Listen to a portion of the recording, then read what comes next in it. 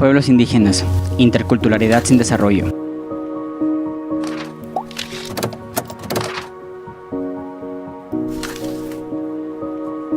El problema indio no puede seguir abordándose como asunto de interculturalidad ni de filantropía de Estado. Se debe poner fin a los severos rezagos de los pueblos originarios: pobreza, ignorancia, migración, enfermedad. Desde hace 75 años se discute en las tierras del lago de Pátzcuaro, Michoacán, acerca de los indígenas y sus problemas. El primer Congreso Indigenista Interamericano se celebró en esa ciudad en 1940. De ahí partió la creación del Instituto Indigenista Interamericano y, años más tarde, en 1948, la fundación del Instituto Nacional Indigenista, antecesor en México de la ahora Comisión Nacional para el Desarrollo de los Pueblos Indígenas 2003. La larga historia de un indigenismo incisivo, mutante y persistente en los comienzos del siglo XXI. A pesar de esta atención institucional temprana, que se esperaba sería privilegiada, las condiciones de vida de los habitantes de las comunidades purépecha de Michoacán y de los demás pueblos indígenas de México y América Latina no han mejorado. Contrario a los requerimientos mínimos de una vida digna, los rezagos son vastos en toda dimensión. Predomina la pobreza, la ignorancia, la marginación y la enfermedad.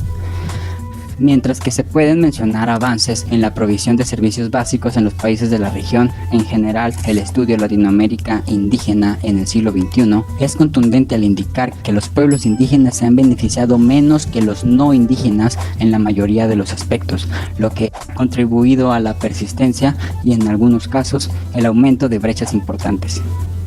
El propio estudio subraya que el número de indígenas que viven en la pobreza ha disminuido, pero la brecha que los separa de los demás ciudadanos se ha estancado o se ha ampliado. En efecto, el informe apunta que la pobreza afecta al 43% de los hogares indígenas de la región, más del doble de la proporción de los no indígenas, y especifica que el 24% de todos los hogares indígenas viven en condiciones de pobreza extrema, lo que resulta ser 2.7 veces más frecuente que la proporción de hogares no indígenas. A su vez, de acuerdo con el informe Medición de la Pobreza en México 2014 del Consejo Nacional de Evaluación de la Política de Desarrollo Social, la pobreza alcanzó al 73.2% de la población indígena en el ámbito nacional mexicano, en comparación con el 43.2% de la población no indígena.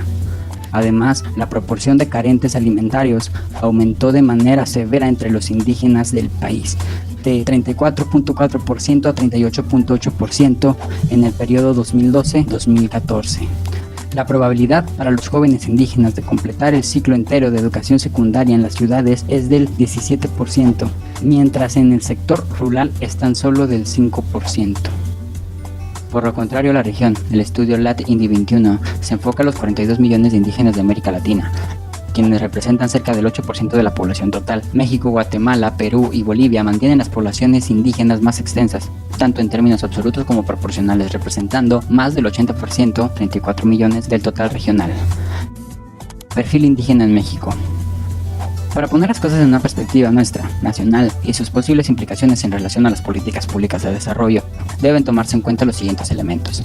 Entre los muchos revelados por el estudio del Banco Mundial, un número creciente de familias indígenas viven en entornos urbanos severamente marginales y sin servicios básicos. Esto es una situación relacionada con el hecho de que más de la mitad de los indígenas en México habitan ya en zonas urbanas y no en el campo, el 54%. La población indígena estimada en México a 2010 es de casi 17 millones, es decir, 15% de la población total, y no el 10% que todavía se maneja en las esferas de la administración pública.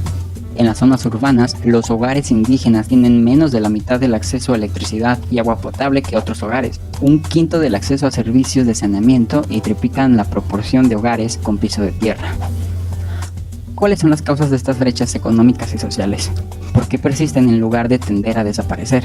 El propio Banco Mundial había ya notado que en un estudio similar anterior, la dinámica de este fenómeno ha señalado que la incidencia de la pobreza extrema en México era 4.5 veces mayor en las municipalidades predominantemente indígenas en comparación a las no indígenas, a 2002.